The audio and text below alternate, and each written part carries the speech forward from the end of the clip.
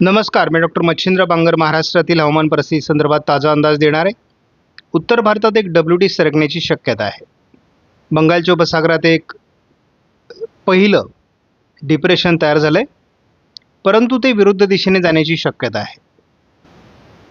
आज महाराष्ट्रामध्ये सोलापूरच्या पूर्व भागामध्ये, धाराशिवच्या पूर्व भागामध्ये, नांदेड, यवतमाळ आणि लातूरमध्ये पावसास अनुकूल स्थिती आहे. थोडी सांगलीमध्ये सुद्धा पावसास अनुकूल स्थिती तयार झालेली आहे. म्हणजे असं काही विभाग असे आहेत महाराष्ट्रामध्ये की ज्या ठिकाणी पावसास अनुकूल स्थिती निर्माण होते. पूर्व गडचिरोलीच्या काही भागात देखील पावसास अनुकूल ढग आहेत. त्यामुळे असं स्थानिक वातावरण महाराष्ट्रात अधूनमधून तयार होत राहील. उद्या 9 तारखेला पश्चिम विदर्भात 42° तापमान जाण्याची शक्यता आहे. त्यामुळे सध्या उष्णतेची लाट काही विभागात तयार होते. जसं वातावरण बदलत जाईल तशा उष्णतेच्या लाटेचा तीव्रता किंवा प्रभाव कमी होत जाईल. आपण बघतो की हे 42° तापमान पश्चिम विदर्भावर सध्या जास्त काळ टिकून राहण्याची शक्यता आहे. थोडं मराठवाड्याच्या किंवा दक्षिण विदर्भाच्याही काही भागात त्याचा प्रभाव राहण्याची शक्यता आहे. जसं की 13 तारखेला थोडं पावसाळी वातावरण असल्यामुळे याचा प्रभाव कमी होण्याची शक्यता काही विभागात आहे. परंतु एकूणच सध्या तापमान 16 तारखेपर्यंत 15-16ला कमी राहिलं तरी काही विभागात पुन्हा ते 42° होणार आहे.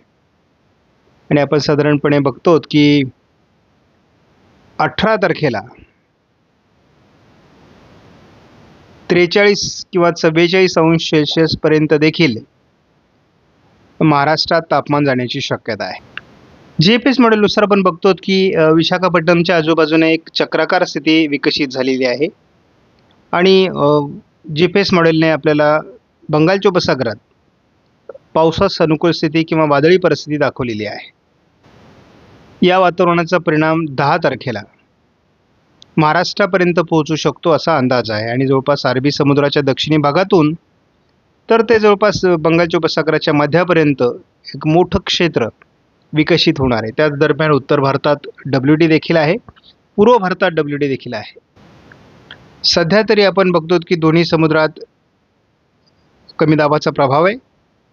पूर्व किनारपट्टी आणि पूर्व भारत, उत्तर भारतात पावसास अनुकूल स्थिती 11 तारखेला आहे.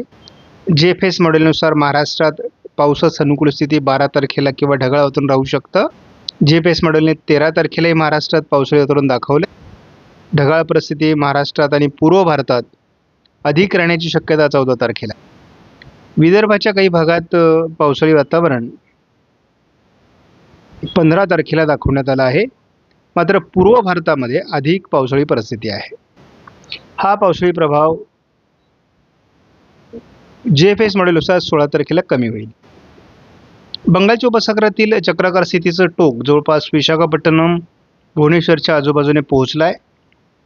थोडं त्यामुळे दक्षिण भारतातील काही राज्यांमध्ये स्थानिक ढग निर्माण होत आहेत.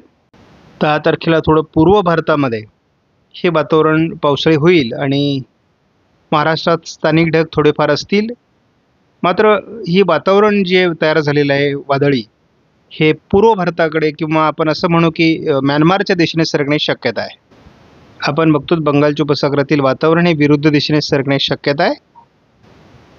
13 तारखेला थोडं पश्चिम महाराष्ट्रामध्ये सातारा, सांगली, कोल्हापूर या भागात पश्चिमेला थोडं ढगाळ वातावरण राहण्याची शक्यता आहे. ECMW मॉडेलनुसार वातावरण थोडं वेगळं बनण्याची शक्यता महाराष्ट्रामध्ये आहे. 16 तारखेला या वातावरणात फारसा प्रभाव आज दाखवण्यात येत नाही आहे.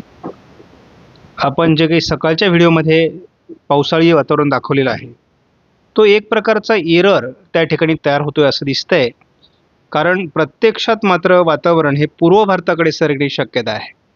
बंगालच्या उपसागरात तयार झालेली चक्राकार स्थिती विशाखापट्टणम, भुवनेश्वरच्या दरम्यान 9 तारखेला सरकेल आणि 10 तारखेला ती थोडी भारताच्या विरुद्ध दिशेने सरकण्याची शक्यता आहे. त्यामुळे याचा परिणाम बंगालच्या उपसागराच्या किनारपट्टी राज्यांमध्ये 9, 10, 11 तारखेपर्यंत राहण्याची शक्यता आहे. आपण साधारण 10 तारखेलाच बघतो की विशाखापट्टणम भुवनेश्वरच्या दरम्यान सरकल्यानंतर हे वातावरण विरुद्ध दिशेने म्हणजेच म्यानमारच्या दिशेने सरकण्याची शक्यता आहे. त्यामुळे भारतीय हवामानावर त्याचा फार परिणाम होईल असं नाही, परंतु थोडं पूर्व भारतामध्ये जे राज्य आहे त्या ठिकाणी पावसाचं प्रमाण वाढू शकतं असा एक प्राथमिक अंदाज आहे. सकाळी याच मॉडेलने आपल्याला महाराष्ट्रामध्ये पावसाचा अंदाज दिला होता आणि आत्ता मात्र तो दाखवला जात नाही, म्हणजे तो एक प्रकारचा एरर असावा असं म्हणायला हरकत नाही. 9 तारखेपासून महाराष्ट्रात थोडी ढगाळ परिस्थिती वाढण्याची शक्यता आहे. 10 तारखेला देखील स्थानिक ढग महाराष्ट्रामध्ये राहणार आहेत. एखाद दुसऱ्या ठिकाणी हलका शिडकावा देखील होऊ शकतो. त्यामुळे स्थानिक ढगास अनुकूल अशी परिस्थिती महाराष्ट्रात तयार होऊ शकते सध्याच्या काळामध्ये. कारण आता 9 तारखेपासून पुढे स्थानिक पावसाचं वातावरण तयार होण्यासाठी ढगाळ परिस्थिती अनुकूल आहे. साधारणपणे आपण त्या वातावरणावर अजून वेळ आहे वातावरण तयार होण्याकरता. सध्या आपण 16 तारखेपर्यंत जरी अंदाज घेतला तरी अधूनमधून महाराष्ट्रामध्ये काही विभागात ढगाळ परिस्थिती निर्माण होणार आहे.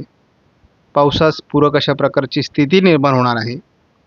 त्यामुळे एकूणच वातावरण बनत जाईल, परंतु सध्या लगेचच फार मोठं वादळी वातावरण तयार होईल असा काही अंदाज या ठिकाणी स्पष्ट होत नाही. मात्र हे वातावरण बदलण्याची शक्यता अजूनही आहे. कारण बंगालच्या उपसागरातील वादळी परिस्थिती विरुद्ध दिशेने गेल्यानंतर स्थानिक स्वरूपाचं काय वातावरण तयार होतं यावर पुढील पावसाची परिस्थिती अवलंबून असणार आहे. त्यामुळे आपण बघूयात की नेमकी वातावरणात काय बदल होतोय. सध्या सकाळच्या व्हिडिओमध्ये आणि आत्ताच्या व्हिडिओमध्ये खूप मोठा मॉडेलचा एरर आपल्याला स्पष्ट होतोय आणि त्यामुळे सध्याच्या अंदाजानुसार काही फारसं पावसाळी वातावरण महाराष्ट्रात तयार होईल असं दाखवलेलं नाही. परंतु हा अंदाज पुढचा आहे. या अंदाजात बदल होत असतो. साधारण 17 तारखेला आपण बघतो की सांगली, सातारा, रत्नागिरी, सिंधुदुर्ग, कोल्हापूरच्या काही भागात पावसाळी परिस्थिती निर्माण होऊ शकते असा एक प्राथमिक अंदाज आहे. या भागात 18 तारखेला वातावरण राहण्याची शक्यता आहे, म्हणजे खास करून कोल्हापूर आणि सिंधुदुर्गमध्ये. आपणास व्हिडिओमधील माहिती महत्त्वपूर्ण वाटल्यास लाईक करा, शेअर करा, चॅनलला सबस्क्राईब करा. धन्यवाद. जय हिंद, जय महाराष्ट्र, जय बळीराजा.